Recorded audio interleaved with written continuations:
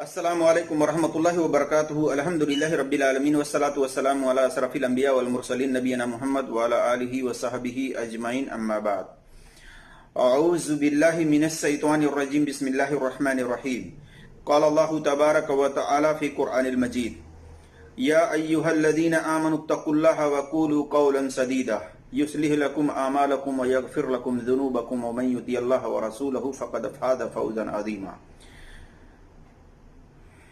میرا عزیز دوستوں اور بھائیوں، اللہ تبارک و تعالیٰ کی توفیق سے میں آپ کے سامنے جس ٹاپک پر جس موضوع پر بات کرنے کی کوشش کر رہا ہوں وہ ٹاپک ہے، وہ موضوع ہے کہ جھوٹ کن کن مقامات پر بولنا جائز ہے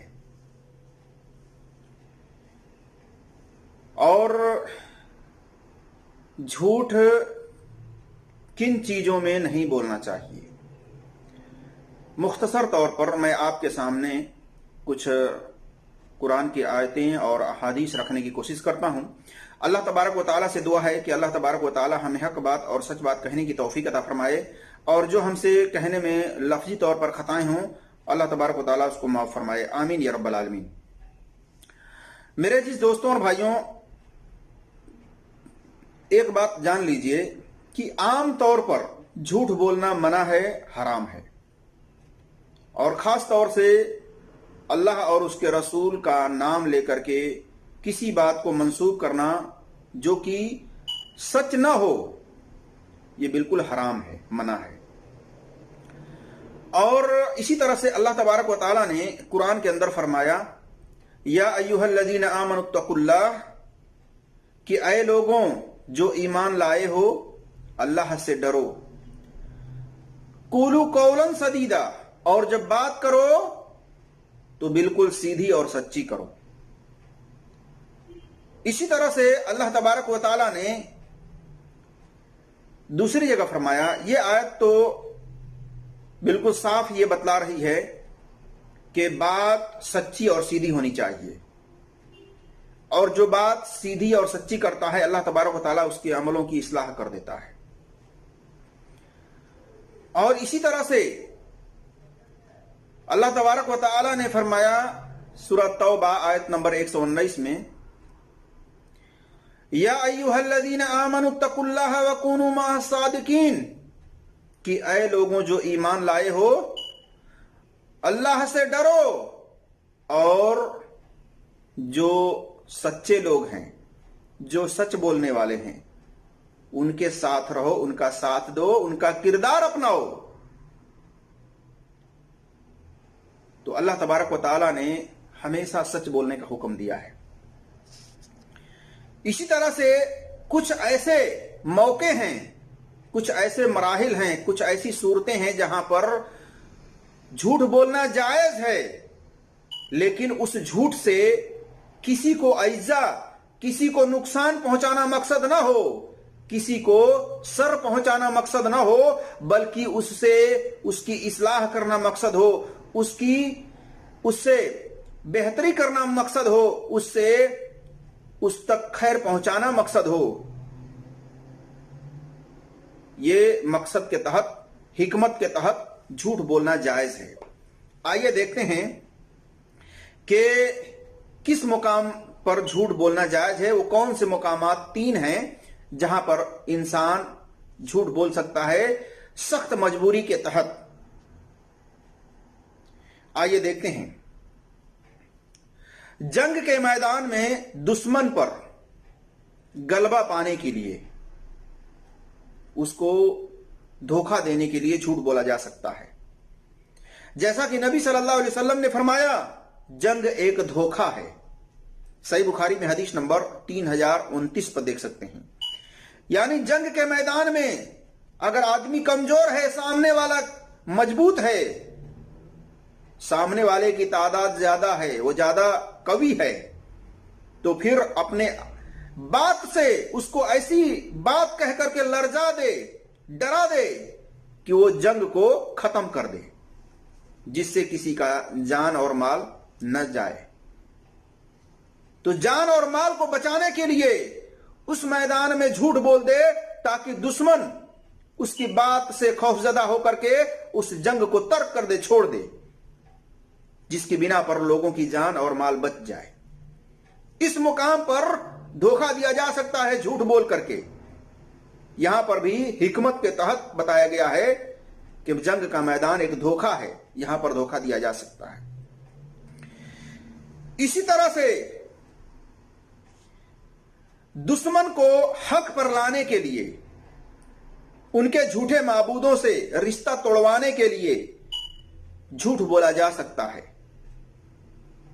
दुश्मन है, जैसे मान लीजिए एक अल्लाह को जो सच्चा माबूद है उसको छोड़ करके अपने हाथों से मूर्तियां बना करके, जो न देख सकता है, न सुन सकता है, न वो हरकत करने की ताकत रख सकता है, उसके अंदर किसी किस्म की ताकत नहीं है, उस एक अल्लाह को जिसने जमीन और आसमान को पैदा किया, जिसने खुद उस इंसान को पैदा किया, उसको छोड़ करके अपने हाथ से मूर्ति बना करके और उसके सामने झुकता है, उसको नफा नुकसान का मालिक समझता है, उससे रिश्ता तोड़वा करके एक अल्लाह से रिश्ता जुड़वाने के लिए उसके साथ भी वो धोखा कर सकता है, उसके साथ भी झूठ बोला जा सकता है, ताकि उन अंधेरे रास्ते को छोड़ करके रोशनी वाले रास्ते पर आकर के एक अल्लाह की इबादत करने लग जाए।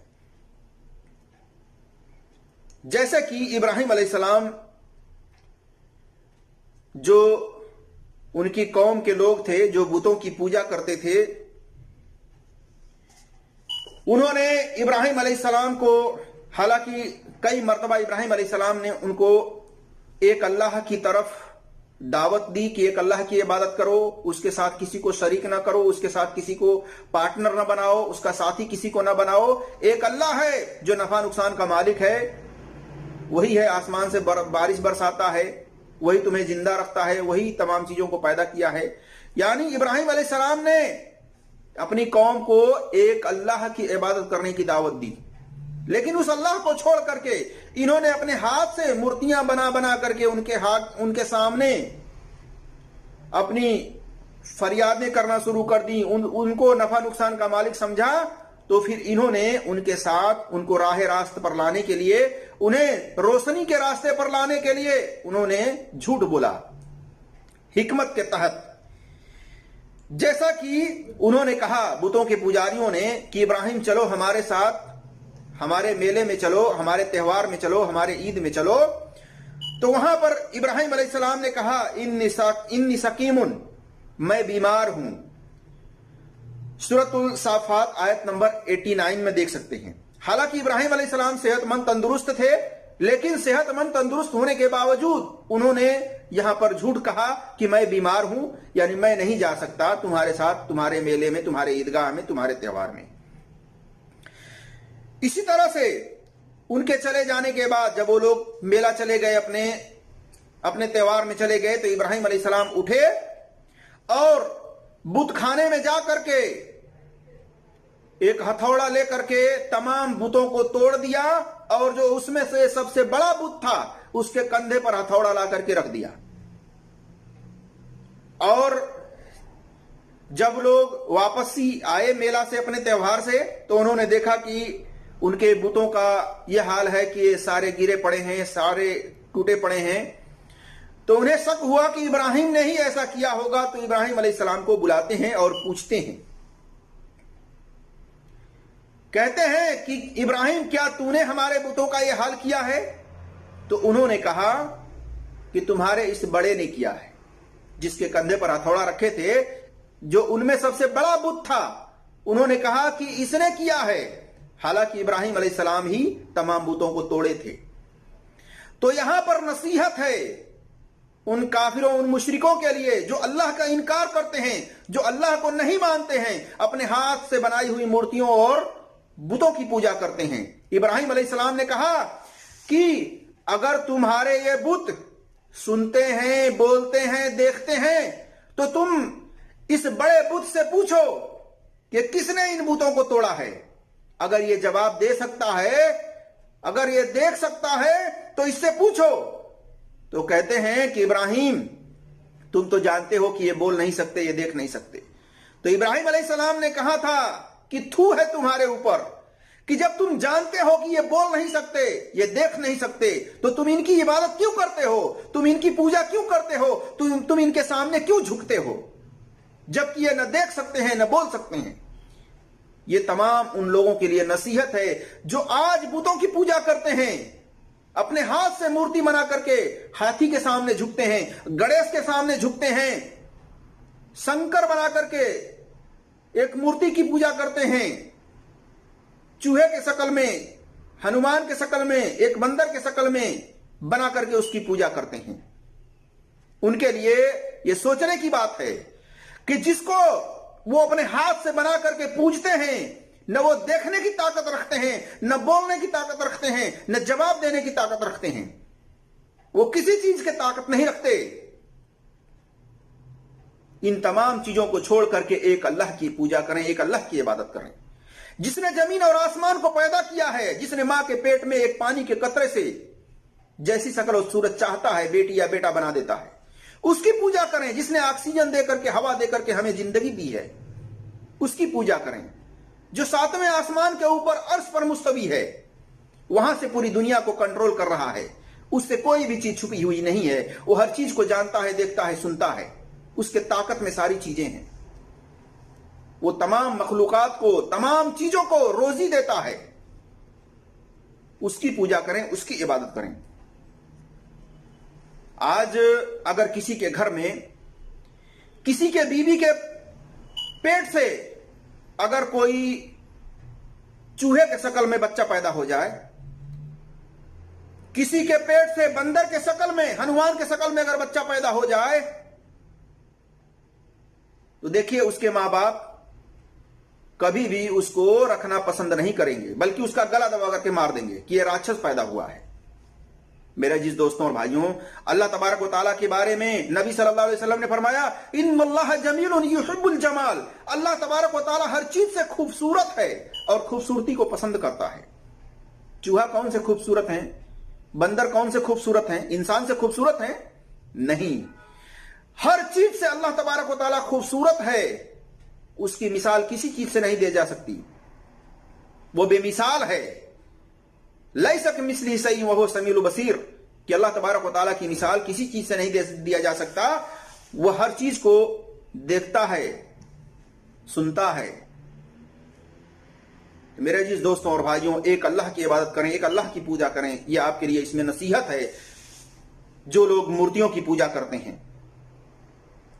अल्लाह के कुरान को माने, और जो कुरान को लेकर आए हैं, आसमानी किताब मोहम्मद रसूलुल्लाह सल्लल्लाहु अलैहि वसल्लम, उनके ऊपर ईमान लाएं, उनको अपना नबी माने, उनके तरीके पर अपनी जिंदगी गुजारें। तब जाकर के इस दुनिया के अंदर भी आप कामयाब होंगे और मरने के बाद भी आप जन्नत में जा सकेंगे, स्वर्ग में जा सकेंगे। वरना नर्क आपका ठिकाना है अगर इसी बुत परस्ती में, इसी मूर्तियों की पूजा करते करते अगर मर गए तो। इस्लाम सीधा दीन है, ये आखिरी फाइनल ये मजहब है, ये धर्म है। इससे पहले जितने मजहब थे सब कैंसिल कर दिए गए, सब रिजेक्ट कर दिए गए। ये कंप्लीट मजहब है, इसको फॉलो करें और अपनी जिंदगी को संवारें और अपनी आखिरत को, अपने मरने के बाद के हालात को, समय को बचाएं। मरने के बाद हर एक को हिसाब व किताब देना है, उसकी फिक्र करें। तो यहां पर इब्राहिम अलैहिस्सलाम ने यह झूठ बोला कि इसके जो बड़े बुत है इसने किया है। उनको राह रास्ते पर लाने के लिए, सीधा रास्ते पर लाने के लिए इब्राहिम अलैहिस्सलाम ने हिकमत के तहत झूठ बोला। हालांकि इब्राहिम अलैहिस्सलाम ने ही तमाम बुतों को तोड़ा था। तो मेरे जिस दोस्तों और भाइयों, ये इब्राहिम अलैहिस्सलाम ने यहां पर इनको रास्ते पर लाने के लिए हिकमत के तहत झूठ बोला। इसी तरह से इब्राहिम अलैहिस्सलाम ने सूरह अंबिया आयत नंबर 63 के अंदर यह बात कही थी, बल फ़अलहु कबीरहुम, कि उनके बड़े ने किया है, बड़े बुत ने तोड़ा है। जबकि इब्राहिम अलैहिस्सलाम ने खुद बुतों को तोड़ा और उनको सीधा रास्ते पर लाने के लिए इस तरह से उन्होंने झूठ कहा। दूसरा झूठ, किसी की जान बचाने के लिए झूठ बोला जा सकता है। नाहक तौर पर किसी की जान अगर कोई ले रहा है तो उसको झूठ बोलना जायज है। जैसा कि इब्राहिम अलैहिस्सलाम ने एक मर्तबा अपनी जान बचाने के लिए उन्होंने अपनी बीवी को बहन कहा। जैसे अबू हुरैरा रज़ियल्लाहु ताला अन्हु बयान करते हैं कि नबी सल्लल्लाहु अलैहि वसल्लम ने फरमाया कि इब्राहिम अलैहिस्सलाम ने सारा के साथ यानी अपनी बीवी के साथ हिजरत की, यानी कनान से मसर शहर पहुंचे, जहां एक सख्त गिर जालिम बादशाह हुक्मरान था। उसे बताया गया कि इब्राहिम अलैहिस्सलाम एक खूबसूरत औरत के साथ आए हैं। उसने यानी हुक्मरान ने पैगाम भेजा कि वो तुम्हारे साथ औरत कौन है। उन्होंने कहा काल उख्ती, कहा कि ये मेरी बहन है, यानी अपनी बीबी को बहन बनाया। फिर अपनी बीबी सारा के पास गए और उनसे कहा फकाल ला तुकज़्ज़बी हदीस फइन्नी अखबरतुहुम अन्नकी उख्ती, कि तुमने मेरी बात को झुठलाना नहीं क्योंकि मैंने उन लोगों को बताया है कि तू मेरी बहन है। यानी अपनी बीबी से भी उन्होंने कहा कि ये यहाँ का हाकिम जो है वो बहुत बड़ा जालिम है और मैंने इसके आदमियों से कहा है कि तू मेरी बीबी है, अगर ये लोग पूछेंगे तो तू कहना, मेरी बात पर मजबूती से जमे रहना, झुठलाना नहीं। अल्लाह की कसम इस सरजमीन में मेरे और तेरे अलावा कोई दूसरा मोमिन नहीं है। यानी उस सरजमीन पर उस वक्त सारा अलैहिस्सलाम उनकी जो बीबी थी और इब्राहिम अलैहिस्सलाम के अलावा कोई उस सरजमीन पर मोमिन नहीं था। और कहते हैं फिर उन्होंने सारा को उस जालिम बादशाह के पास भेज दिया। वह बादशाह सारा की तरफ बढ़ने के लिए उठा तो उन्होंने खड़े होकर वजू किया, नमाजें पढ़ी, फिर दुआ की, ऐ अल्लाह मैं तुझ पर और तेरे रसूल यानी इब्राहिम पर ईमान लाई हूं और मैंने अपनी शर्मगाह को अपने शौहर के सिवा महफूज रखा है, तू इस काफिर को मेरे ऊपर मुसल्लत न होने दे। इस पर बादशाह का सांस गले में फंस गया और वह गिरकर एड़ियां रगड़ने लगा। फिर सारा ने दुआ की, ऐ अल्लाह अगर ये मर गया तो कहा जाएगा कि इसे सारा ने कत्ल कर दिया है। चुनांचे वह बादशाह सही सलामत हो गया। फिर वह बादशाह बुरी नीयत से आगे बढ़ा सारा की तरफ। फिर सारा उठी और वजू करने के बाद नमाज शुरू कर दी, फिर दुआ की, फिर पहले की तरह फिर वह बादशाह सही सलामत हो गया। फिर सारा ने दुआ की, यानी इस तरीके से 3 मरतबा उस जालिम बादशाह ने कोशिश की बदकारी करने की। सारा की तरफ उठ करके जाने लगा बदकारी की नीयत से, तो उन्होंने उठ करके वजू किया, नमाज पढ़ा, फिर अल्लाह से दुआ की कि ऐ अल्लाह तबारक व तआला मैंने तुझ पर ईमान लाई हूं और तेरे नबी यानी तेरे रसूल इब्राहिम अलैहिस्सलाम पर ईमान लाई हूं और अपनी शर्मगाह को मैंने अपने शौहर के अलावा महफूज रखा है और इस जालिम इस काफिर बादशाह के मेरे ऊपर मुसल्लत न होने दे। तो अल्लाह तबारक व तआला ने उस जालिम बादशाह की सांसें रोक दी और वो जमीन पर गिर पड़ा, अपने पैर को इस तरह से जमीन पर रगड़ने लगा। उन्होंने कहा कि अल्लाह अगर इस वक्त अगर ये मर गया तो इल्जाम मेरे ऊपर आ जाएगा कि सारा ने ही इस बादशाह को कत्ल कर दिया है। फिर अल्लाह तबारक व तआला ने उसको सही सलामत कर दिया। सही सलामत होने के बाद भी वो बादशाह फिर बुरी नीयत से उनके तरफ बढ़ने लगा। फिर उन्होंने वजू की और नमाज पढ़ी, फिर अल्लाह से दुआ की। यानी इस तरीके से 3 मरतबा उन्होंने दुआ की, 3 मरतबा नमाज पढ़ी और 3 मरतबा ये बादशाह जलील हुआ और अपने मकसद में कामयाब नहीं हुआ। आखिर में इस बादशाह ने कहा अपने आदमियों से कि तुम कैसी शैतान औरत को मेरे पास भेजे हो।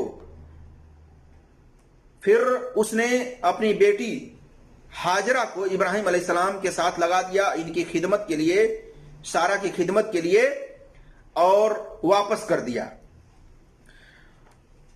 तो जब इनकी बीबी सारा इनके पास पहुंची इब्राहिम अलैहिस्सलाम के पास, तो कहा तुम देखते नहीं कि अल्लाह ने काफिर को जलील किया और उसने एक लड़की खिदमत के लिए भी साथ दे दी। सही बुखारी में देख सकते हैं यह हदीस नंबर 2217 पर, सही मुस्लिम में हदीस नंबर 6145 पर और 2371 पर और सुनन अबी दाऊद में हदीस नंबर 2212 पर। तो देखिए यहां पर इब्राहिम अलैहिस्सलाम ने अपनी बीबी को बहन कह करके झूठ क्यों बोला। उस वक्त कनान में सख्त सूखा पड़ गया था, तो मसर ہجرت کر کے گئے. وہاں ایک ظالم بادشاہ عاشق مزاج تھا. جو بادشاہ تھا وہ عاشق مزاج تھا. وہ بہت خوبصورت عورتوں کی تلاش میں رہا کرتا تھا. جب اس کو سارا کے بارے میں پتا چلا کہ وہ بہت ہی خوبصورت ہیں تو ان سے بدکاری کرنے کے لیے بلایا, لیکن کامیاب نہ ہو سکا. اللہ نے ذلیل کیا, اس کو بے عزت کیا. پھر اس نے اپنی بیٹی ہاجرہ کو ہدیہ کر دیا, گفٹ میں دے دیا. ابراہیم علیہ السلام کے ساتھ واپس بھیج دیا. اس تعلق سے علامہ کوستلانی نے لکھا ہے کہ اس ظالم بادشاہ کی یہ عادت تھی کہ وہ خاوند والی یعنی شوہر والی عورت پر ہاتھ ڈالتا اور خاوند کو قتل کر کے اس کی بیوی پر قبضہ جما لیتا تھا. اسی طرح سے کسی کو ناحق طور سے کوئی قتل کرنا چاہے اور وہ آدمی کسی کے گھر میں جان بچانے کے لیے چھپا ہو تو اس گھر کے لوگ کو اگر قتل کرنے والا پوچھے کہ تمہارے گھر میں ایک آدمی چھپا ہوا ہے تو وہ انکار کر دے کہ ہمارے گھر میں کوئی آدمی چھپا ہوا نہیں ہے, تو یہاں پر بھی یہ جھوٹ بولنا جائز ہے. کیوں؟ ناحق طور پر اس کے جان کو لینے کے لیے اس کے گھر گیا ہے اور وہ مظلوم انسان ہے جس کی جان لینے کی کوشش کر رہا ہے. اس کو بچانے کے لیے وہاں پر جھوٹ بولا جا سکتا ہے اس گھر والے کے اوپر کہ یہاں پر کوئی آدمی نہیں چھپا ہوا ہے. تو دیکھیے ابراہیم علیہ السلام نے اس بنا پر جھوٹ بولا تھا, اپنی بیوی کو بہن بنایا تھا. کہا تھا کہ اگر ہو سکتا ہے ابراہیم علیہ السلام کو پتا ہو کہ یہ ظالم بادشاہ ہے, اگر اس کو پتا چل جائے گا کہ سارا کا شوہر ہے اس کے ساتھ میں تو وہ اس کے شوہر کو قتل کر دے گا, اس کی بیوی کو قبضہ کر لے گا اس کی بیوی پر.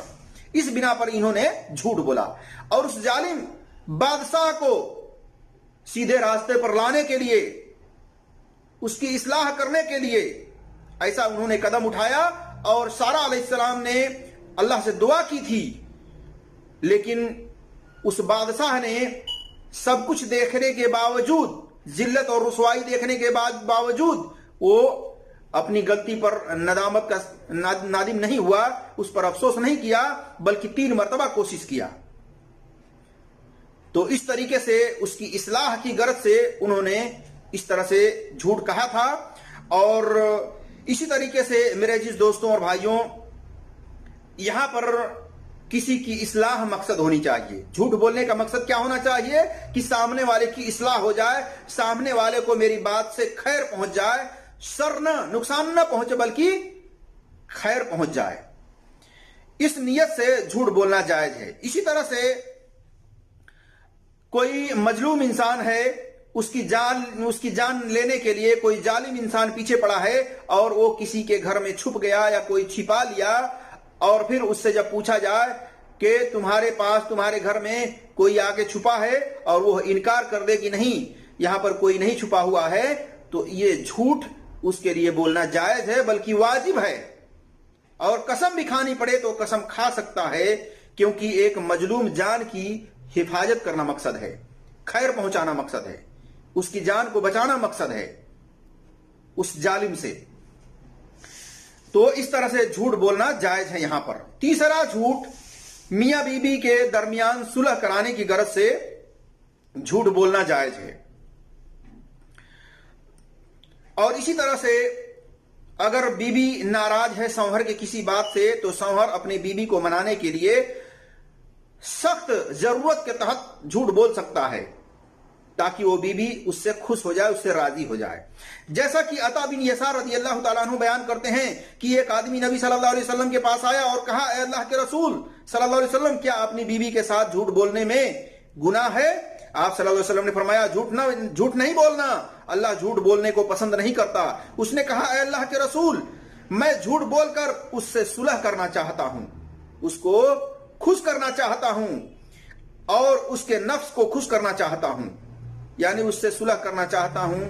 کسی بات پر اگر وہ ناراض ہے تو میں اس سے صلح کرنا چاہتا ہوں, اس کی اصلاح کرنا چاہتا ہوں اور اس کے نفس کو خوش کرنا چاہتا ہوں. آپ صلی اللہ علیہ وسلم نے فرمایا تو پھر کوئی گناہ نہیں ہے. دیکھیے سلسلۃ الحدیث صحیحہ حدیث نمبر 1451 پر اور جلد نمبر 2 صفحہ نمبر 65 پر.